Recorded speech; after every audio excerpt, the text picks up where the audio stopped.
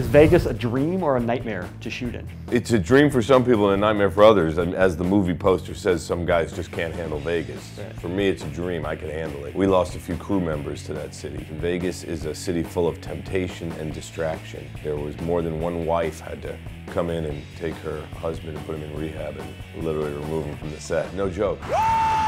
Road trip! It's a gateway city, I like to say, so whatever your demon is, it's going to come out after 3 months of living there. But we had a great time filming there, so it just depends on who you are and if you can handle it. Now this is Vegas. To a night we'll never forget. Cheers. Now, did you have the core 3 guys in mind when you started, or did it kind of come together? You had Bradley Cooper, Zach Galifianakis, and Ed Helms. Yeah, I mean, I always kind of cast everybody at one time because it's so much about differing energies comedically.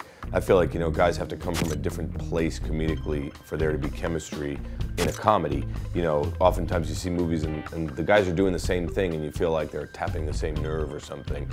So once you see, you know, you start putting faces together and you're like, oh, Zach. You know, Ed and Zach are both really funny, but they couldn't be more different as far as their styles of comedy.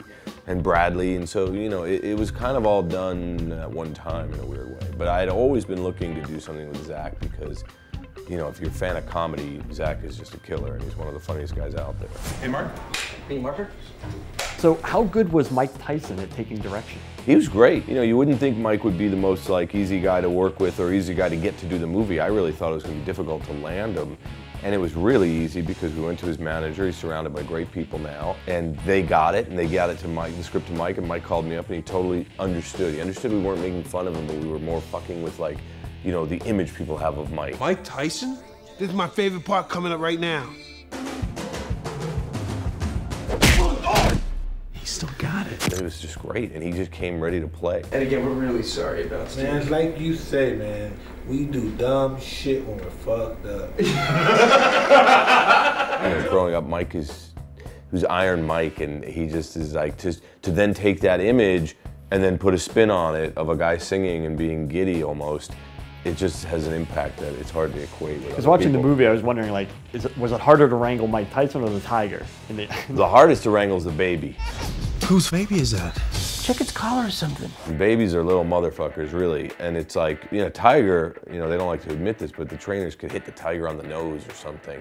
Can't do that with a baby, apparently. You just have to wait for it to stop crying. So it was, the babies were the hardest. I'm sure you're qualified to be taking care of that baby.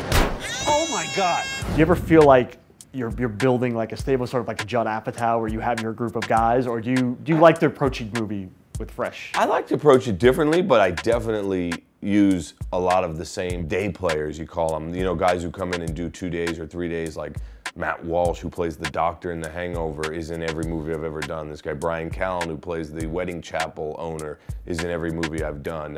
The Dan Band is you know, they're in Old School, Starsky & Hutch, and now The Hangover. So you see a lot of people in the movies, but as far as the main guys, we mix it up. So the gangbang guy shows up. Is it Mr. Creepy. Is it the same character from Of course. Old School? Yeah, he's also in Road Trip. And Road Trip, right? He licks Amy Smart's feet in Road Trip. Mr. Creepy is my alter ego. Or maybe he's not even alter anymore. But he only works in my R-rated pictures. So those are my 3 R-rated movies. I've done PG-13 movies. He won't do PG-13. They're beneath him. My guy, Mr. Creepy, he's always the horniest guy in whatever movie he's in. He's always the most deviant.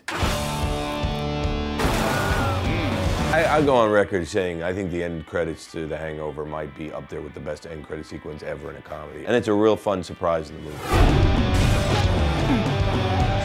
What is going on? Hey, I'm Todd Phillips, director of Old School and The Hangover, and you are on Maxim.com.